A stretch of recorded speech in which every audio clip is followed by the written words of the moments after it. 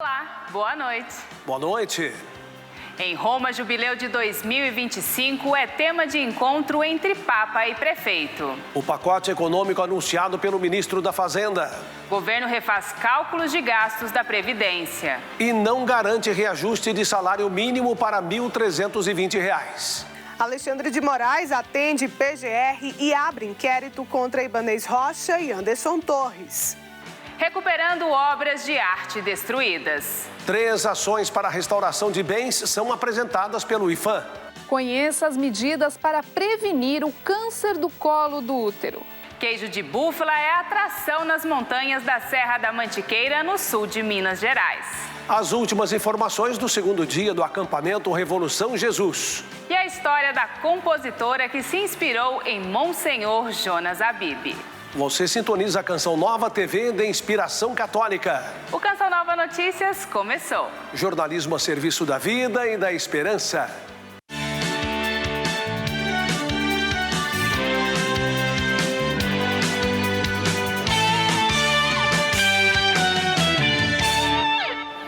O próximo Ano Santo na Igreja será em 2025 e a organização do evento requer ajuda de Roma para acolher os peregrinos. Olha, por isso, em um encontro com o Papa Francisco, o prefeito de Roma apresentou o plano para o Jubileu 2025. A cidade de Roma se prepara para acolher os peregrinos no Jubileu de 2025. O prefeito da capital e comissário extraordinário para o evento, Roberto Gualtieri, apresentou o decreto da presidente do Conselho de Ministros para acolher peregrinos e turistas. Antes de participar da apresentação do documento, o prefeito foi recebido em audiência pelo Papa. Entre as atividades previstas no evento estão o reordenamento de praças, melhoria da infraestrutura de mobilidade, manutenção da rede viária, reordenamento e restauração do patrimônio cultural, urbano e de complexos de alto valor histórico e arquitetônico, valorização de edifícios e a digitalização dos serviços culturais. De acordo com o subsecretário da Prefeitura, o Jubileu é um evento de fé ligado a uma tradição secular. O Jubileu Ordinário acontece a cada 25 anos. O último foi celebrado por João Paulo II no ano 2000. Já o primeiro foi instituído por Bonifácio VIII em 1300. O 27º Jubileu Ordinário é considerado um tempo de encontro com Deus. Com o tema Peregrinos da Esperança, o evento está representado por esta figura. A humanidade dos 4 cantos da terra, junto à cruz, sinal da fé, e as ondas, que significam a peregrinação da vida. Há também uma âncora que se impõe ao mar agitado. Um dos símbolos do ano jubilar é a Porta Santa. Aqui do Vaticano foi aberta pela última vez em novembro de 2015, no Jubileu Extraordinário da Misericórdia, convocado pelo Papa Francisco. 22 milhões de peregrinos passaram por este local, que será aberto novamente em 2025. Olha, e aqui no Brasil, o Ministério da Fazenda anunciou um pacote de primeiras medidas para tentar equilibrar as contas públicas. De Brasília, Liana Nunes vai trazer essas informações sobre esse plano de ação. Boa noite, Liana. Boa noite a todos. Olha, é um plano de recuperação fiscal que visa ajudar a diminuir o déficit orçamentário, viu? As medidas incluem a renegociação de dívidas tributárias com descontos de até 50%. Com as medidas apresentadas, a equipe econômica do governo espera transformar o déficit primário de 231 bilhões de reais em um superávit de 11 bilhões. A tarefa não será fácil e o governo já admite um cenário mais realista, com uma redução do déficit para algo em torno de 90 a 100 bilhões de reais. Arrumar a casa e fazer a economia crescer.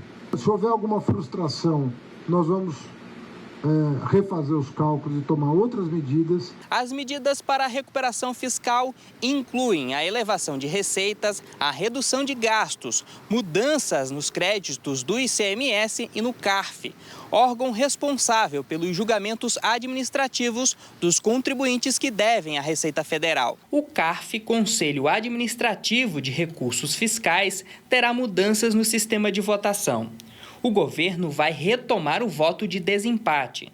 Assim, aumenta as chances de ganhar os recursos contra os contribuintes.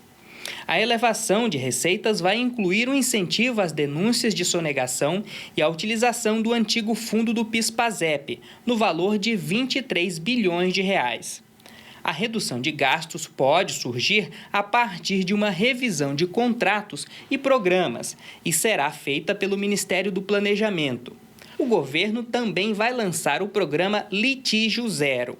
Com ele, pessoas físicas, micro e pequenas empresas com dívidas abaixo de 60 salários mínimos terão descontos de até 50% sobre o valor total dos débitos.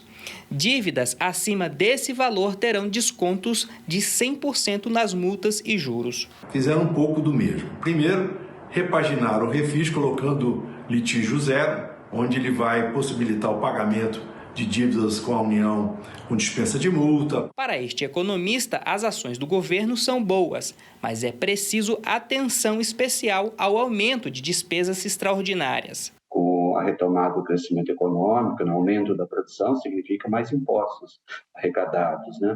Por outro lado, nós tivemos, sim, um aumento da autorização de gasto, com o Bolsa Família, com o aumento do salário mínimo.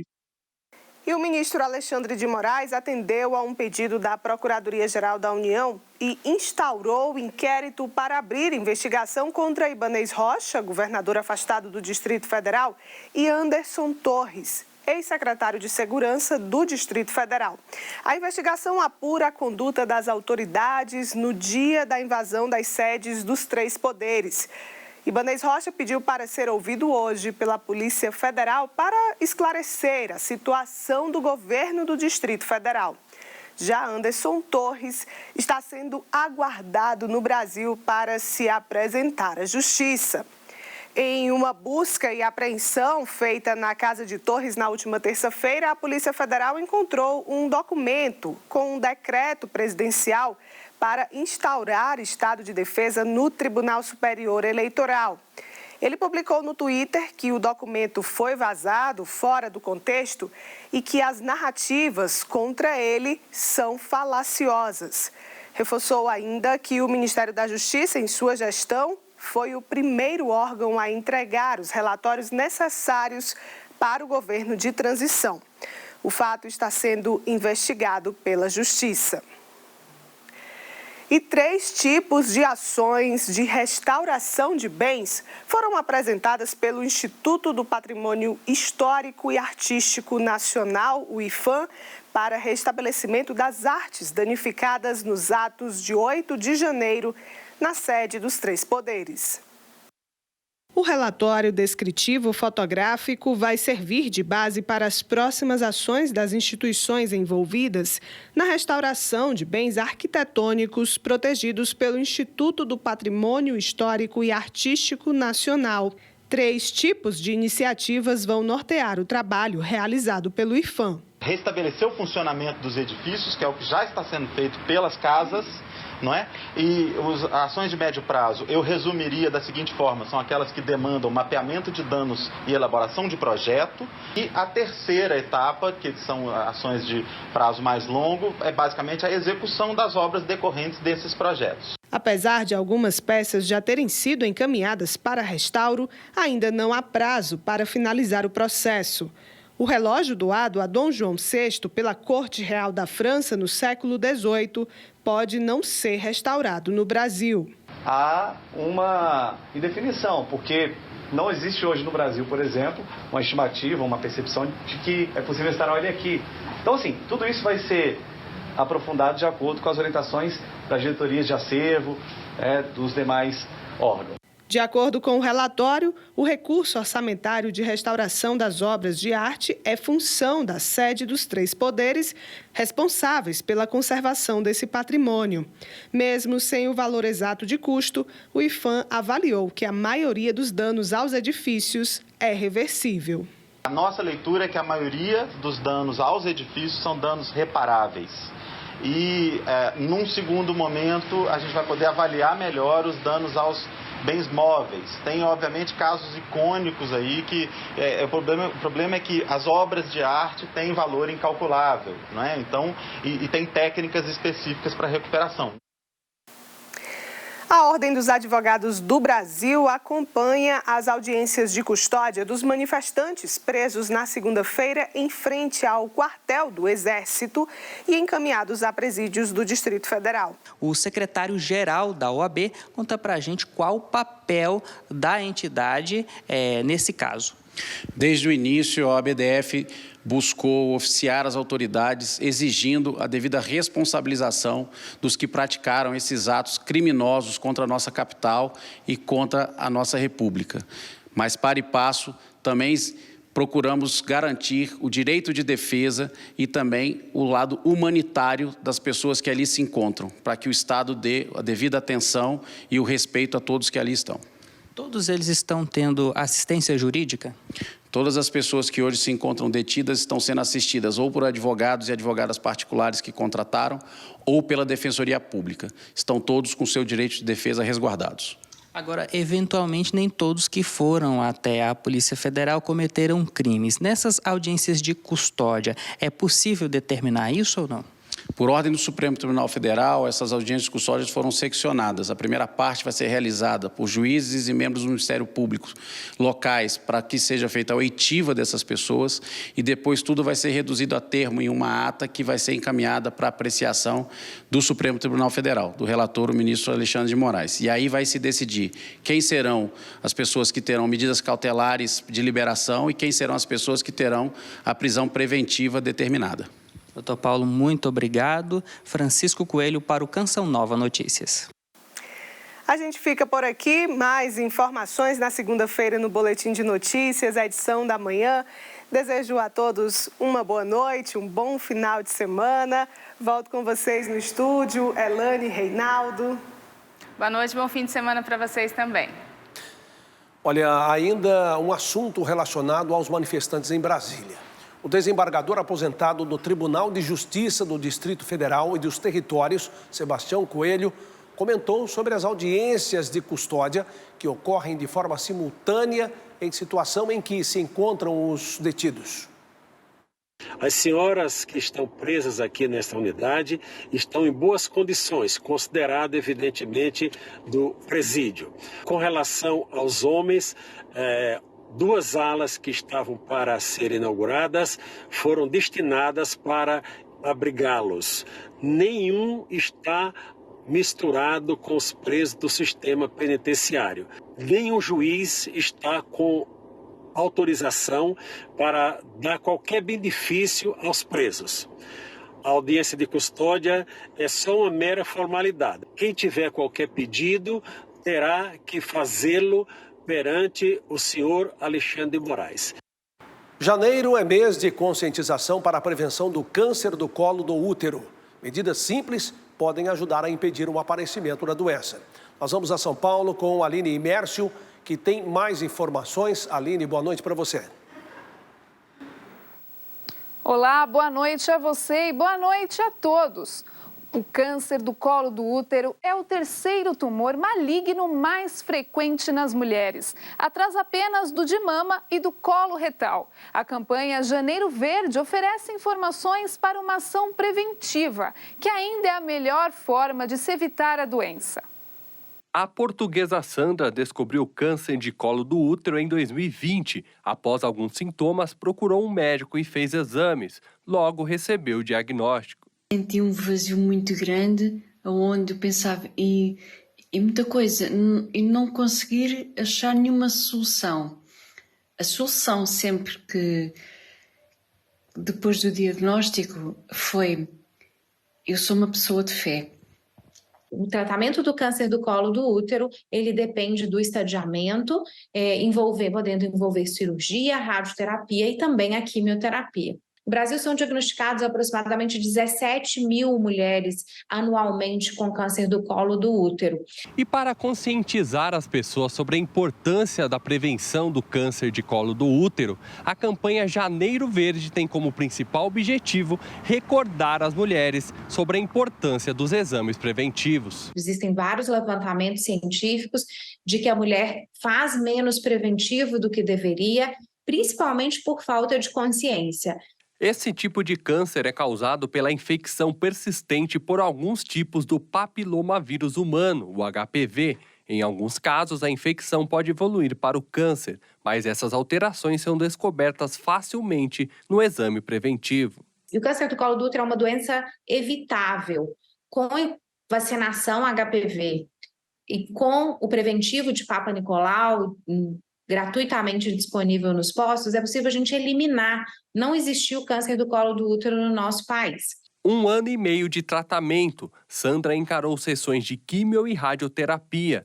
Mesmo internada, nunca perdeu a esperança. Hoje está curada. Ser otimista e ter muita fé ajudou-me imenso. Nunca pensar sempre que hoje irá ser melhor que amanhã e amanhã ser melhor que no próximo. E o governo de São Paulo autorizou a transferência de veículos, mesmo com parcelas do IPVA a vencer. A medida foi publicada hoje no Diário Oficial do Estado e revoga a lei que determinava a transferência de propriedade de veículos apenas após a quitação integral sobre o imposto. O decreto autoriza a transferência de propriedade de veículos, mesmo que ainda existam parcelas do IPVA abertas e a vencer. Segundo o secretário da Fazenda e Planejamento do Estado de São Paulo, Samuel Kinoshida, a simplificação do processo de compra e venda de veículos melhora o ambiente de negócios e estimula esse importante segmento da economia. O IPVA é uma das principais fontes de arrecadação do Estado de São Paulo, ficando atrás apenas do Imposto sobre Circulação de Mercadorias e Serviços. De São Paulo, Luciana Santos, para o Canção Nova Notícias. A gente fica por aqui. Voltamos na segunda-feira aqui de São Paulo, a partir das 9h30 da manhã. Boa noite, bom fim de semana. Boa noite para vocês também aí em Cachoeira Paulista. Obrigado, Aline. Boa noite para você, bom fim de semana. E olha, nos últimos meses choveu bastante na cabeceira do Rio São Francisco. Essa água está represada na hidrelétrica de Xingó, entre os estados de Sergipe e Alagoas. Olha, a cheia programada é um alerta às populações ribeirinhas que constroem casas perto do rio. O volume de água nas comportas da hidrelétrica de Xingó aumentou desde a última quarta-feira. A vazão, que era só de 900 metros cúbicos por segundo, passou para 3.000 metros cúbicos. De acordo com a Defesa Civil de Sergipe, a quantidade de água será ainda maior até a próxima semana. Há risco de inundação nas cidades ribeirinhas da região do Baixo São Francisco, no norte do estado. Ela vem numa programação, a CHESF, de 500 metros cúbicos por segundo, desde do dia 12 em diante, chegando até o dia 16, segunda-feira, a 4.000 metros cúbicos por segundo. Hoje a gente tem uma liberação de mais 500 metros cúbicos por segundo, então se tem um aumento aí de 3.000 metros no dia de hoje, então chegando na segunda-feira com 4.000. Ao todo, 13 municípios serão afetados. Por este motivo, o trabalho de evacuação das áreas próximas às margens já começou. A preocupação da Defesa Civil a partir de agora, com esse aumento para 4.000 metros cúbicos por segundo, saindo da hidrelétrica de Xingó e vindo para o Baixo São Francisco, é com o perigo de afogamentos, porque vai acontecer uma grande festa de Bom Jesus dos Navegantes no último fim de semana de janeiro, atingindo aí 2 cidades ribeirinhas, Propriá, em Sergipe, e Porto Real do Colégio, em Alagoas.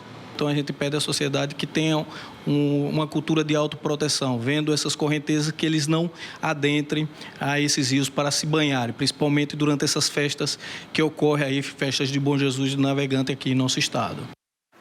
Vamos saber agora como fica o tempo nesse fim de semana em todo o país com Emerson Tersigni, porque para quem vem ao acampamento Revolução Jesus, a gente quer saber se vai chover ou se vai fazer sol no Vale do Paraíba. Boa noite, Emerson. Boa noite, Reinaldo, Elaine e a você que acompanha o Canção Nova Notícias nesta sexta-feira. A previsão é de calor aqui em Cachoeira Paulista, mas é bom garantir tanto o guarda-chuva quanto a blusa. Aqui na nossa cidade viveremos um fim de semana de sol entre nuvens e pancadas de chuva. No sábado e também no domingo, a mínima é de 22 e a máxima de 32 graus. As regiões sul e sudeste terão temperaturas praticamente parecidas. Chove nestas regiões com volume considerável e trovoadas. Apesar disso, o clima será abafado. Em Porto Alegre e no Rio Grande do Sul, mínima de 22, máxima de 29. E no Rio de Janeiro, os termômetros chegam aos 35 graus. No centro-oeste, a chuva persiste como ontem e hoje, com atenção especial para o Mato Grosso do Sul. Por lá, a instabilidade predomina e a mínima é de 21 graus em Campo Grande. No Nordeste, a situação não é diferente. A chuva se concentra no Maranhão, Piauí e em praticamente toda a costa, entre Ceará e Alagoas. Nos demais estados, céu nublado e possibilidade baixa de chuva. Em Salvador, mínima de 24 e máxima de 30 graus. E para a gente fechar, na região norte, atenção para essa área mais escura do mapa que compreende os estados do Amazonas e de Roraima. Chuva forte com consideráveis acumulados. Em Manaus, mínima de 23 e em Boa Vista, mínima de 24 graus. Na segunda-feira, a Elaine Santos deixa a bancada e assume a previsão do tempo. E a gente se encontra nas reportagens. Bom fim de semana para você aí de casa e para vocês aqui no estúdio. O Dia Mundial do Compositor será no próximo domingo. Para nós da TV Canção Nova, é um dia especial, porque a música está intimamente ligada à missão da comunidade. Pois é, Elaine, em Sergipe, uma compositora buscou uma inspiração no sacerdote que compôs, cantou e evangelizou pela música, despertando muita gente para a mudança de vida. Não importa o lugar. Évila Viviane é cantora e compositora sergipana, possui mais de 200 canções registradas e já se prepara para gravar o primeiro álbum. A inspiração para compor está muito ligada à vida de oração e intimidade com Deus. Compositora católica para mim é levar aos irmãos aquilo que Deus quer que eu leve, que é o meu dom de cantar, de passar aquilo que Deus quer, a salvação para cada um. Não necessariamente o compositor precisa cantar. No caso aqui da Évila, ela é compositora e também canta as suas canções. Mas teve um ministro de música que a influenciou bastante como evangelizadora da música católica, o ministro de música Monsenhor Jonas Abib. Eu nunca tive o contato com ele pessoalmente, mas nos acampamentos, quando eu assistia, quando eu vinha para cá, para a Canção Nova em Aracaju, eu sempre vinha uma música de Padre Jonas, principalmente aquela Não Dá Mais Para Voltar, que a gente sempre canta, que é santidade de vida. Então isso me influenciou a querer continuar compondo para o Senhor. Então, o Padre Jonas foi aquela inspiração, tanto nas suas músicas quanto nas suas pregações também, que eram do poder e são ainda do poder, né? Do poder do Espírito Santo de Deus. Trajetória de melodia e fé, realidade de inúmeros compositores em todo o mundo. O mar é Deus e o barco sou eu. Olha, ter o próprio negócio é o desejo de muitos brasileiros. Empreender, fazer algo criativo para conquistar um lugar no mercado, oferecer produtos. Em Belo Horizonte, um jovem que já esteve em situação de rua encontrou uma via para realizar o sonho. A experiência como consumidor despertou em Samuel o desejo pelo próprio empreendimento. Há 2 anos, percebeu a necessidade de uma loja de assistência técnica e acessórios para celulares no bairro em que mora. Então, começou o negócio. Eu já fui um cliente que precisou de acessórios, de uma assistência técnica e é um mercado que você vê onde que as pessoas às vezes não se preocupam muito com atendimento. O mesmo ideal é compartilhado por quase metade da população. Uma pesquisa global sobre empreendedorismo mostrou que no Brasil 46% das pessoas sonham em ter o próprio negócio. Se formos olhar somente para as microempresas e empresas de pequeno porte, elas representam 99% de todos os empreendimentos formais. Já Felipe encontrou no empreendedorismo uma oportunidade de mudar sua história. No preparo de doces, venceu a depressão e descobriu o talento para a confeitaria. Hoje ele tem o próprio negócio.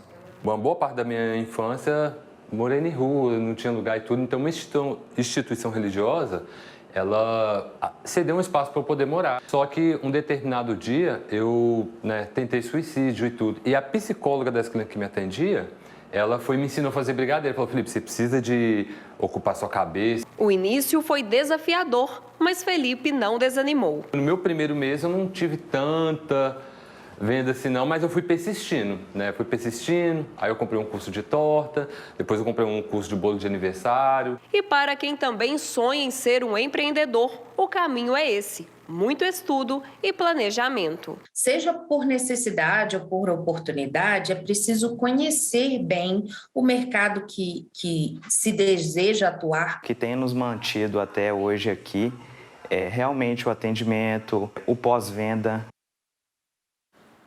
Como é bom quem tem a oportunidade de empreender, né, Elaine? Olha, a rota do queijo na Serra da Mantiqueira Mineira revela muitos sabores e não é só leite de vaca que vira queijo não, hein? Olha, na última reportagem da série feita por mim, você vai ver que as búfalas mostram todo o seu potencial.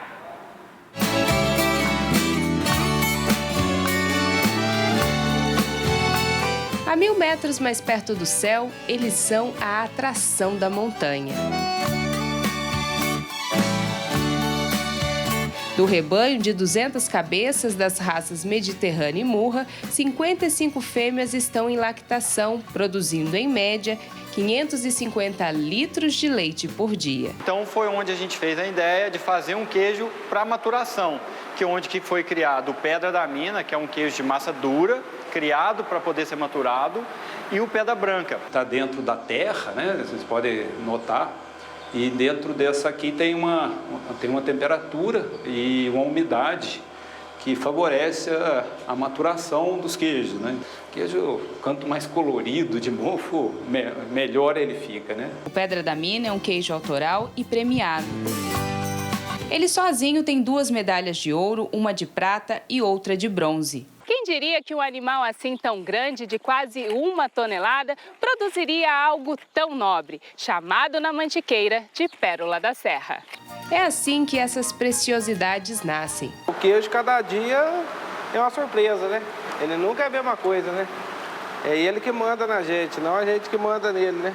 Do queijo começa aqui, porque ninguém no mundo conseguiu fazer um queijo bom com leite ruim. A búfala precisa da presença da cria, né? Então o bezerro, a gente chama de bezerro, o bezerro vem, mama, né? Ela desce o leite. E como é que é a experiência de trabalhar com búfala? Você chegar aqui é outro bicho, é um relacionamento muito incrível. Você chega aqui, você vê que toda a atenção que você dá para eles, eles atraem. O dia não podia terminar sem experimentar o queijo de búfala. Pedra da Mina e Pedra Branca.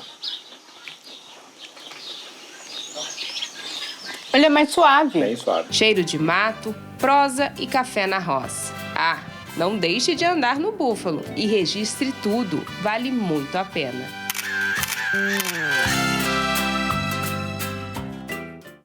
Estamos de volta. A Canção Nova realiza até domingo o acampamento de oração Revolução Jesus. O repórter Alan Toledo traz mais informações.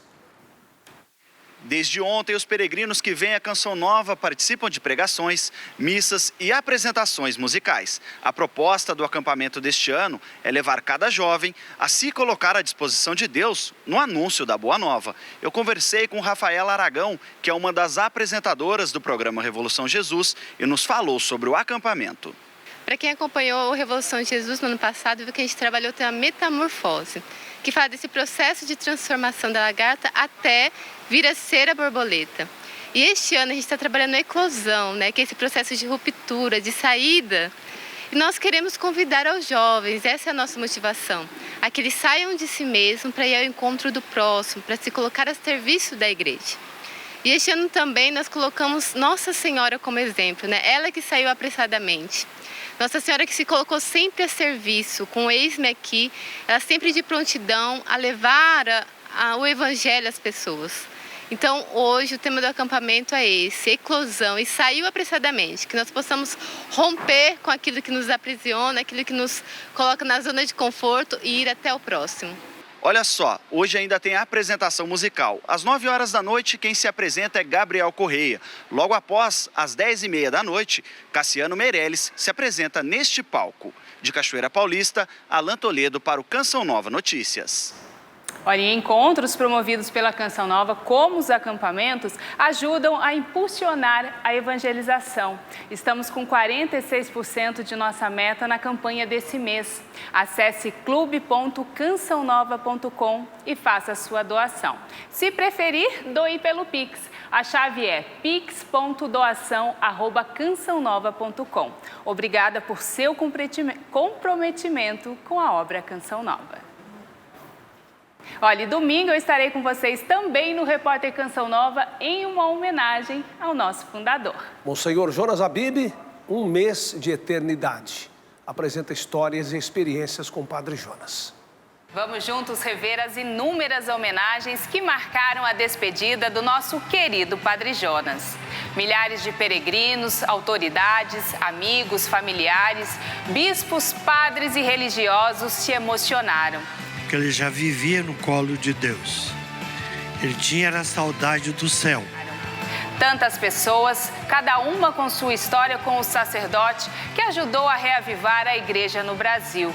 Ele fez da vida uma canção nova para o mundo. Monsenhor Jonas Abib, um mês de eternidade. Domingo, no Repórter Canção Nova. Seguimos com testemunhos de gente que conviveu com Monsenhor Jonas Abib, o sacerdote que ajudou a transformar o coração de muitos jovens. Um deles é o apresentador do programa Revolução Jesus. Eu tive a oportunidade de conviver com o Padre Jonas um período aí de 7 anos, quando eu trabalhei mais diretamente com ele. Assim que eu adentrei na comunidade, ele estava passando por um período de fragilidade na sua saúde e eu, por ser enfermeiro por formação, então eu prestei essa assistência ao Padre Jonas durante esse tempo e foi uma oportunidade única, claro, responsabilizante, mas ao mesmo tempo muito edificante, porque ali eu pude ter a oportunidade de conhecer o Padre Jonas dos bastidores. E perceber que aquilo que muitas vezes nós vemos nos palcos, víamos nas pregações, era fruto de vida, de vivência, de um homem temente a Deus, acima de tudo de um homem consagrado a Deus, um sacerdote, mas que buscava a santidade no seu cotidiano, das pequenas às maiores coisas. Então ali era poder presenciar e ser edificado ao mesmo tempo por tudo aquilo que ia vendo. Quando eu digo cotidiano, de fato é do cotidiano, né? Nos seus trabalhos, nos seus afazeres, na sua fidelidade, na sua vida de oração. Então pude ser uma testemunha ocular ali, de poder presenciar durante esse tempo de trabalho, de proximidade ao Padre Jonas. E com certeza disso tudo eu carrego para a minha vida pessoal como missionário, como homem de Deus, como batizado, para também buscar a santidade acima de tudo, porque ele deixou para nós um legado sem sombra de dúvida.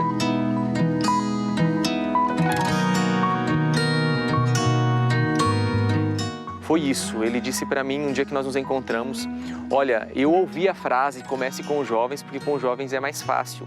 Só que eu já tenho 85 anos, então faz pouco tempo que ele disse isso. Eu não posso mais fazer isso, pela condição dele de estado de saúde. Mas agora eu digo para vocês, recomecem com os jovens, recomecem. Então ali eu percebi que pelas palavras dele estava deixando para nós um legado, um direcionamento concreto, A Canção Nova que nasceu com os jovens, que nasceu para os jovens, hoje graças a Deus atinge uma multidão, mas esse trabalho essencial, essa essência daquilo que ele ouviu e aquelas palavras que continuaram ressoando no coração dele, ele também comunicou a nós, compartilhou a nós, para que nós recomeçássemos quantas vezes fosse preciso com os jovens, porque ele sempre teve, filho de Dom Bosco, um apreço único pelos jovens. Então eu carrego isso hoje como um legado mesmo, na missão do Revolução Jesus, na missão junto com os jovens, daquilo que me foi confiado.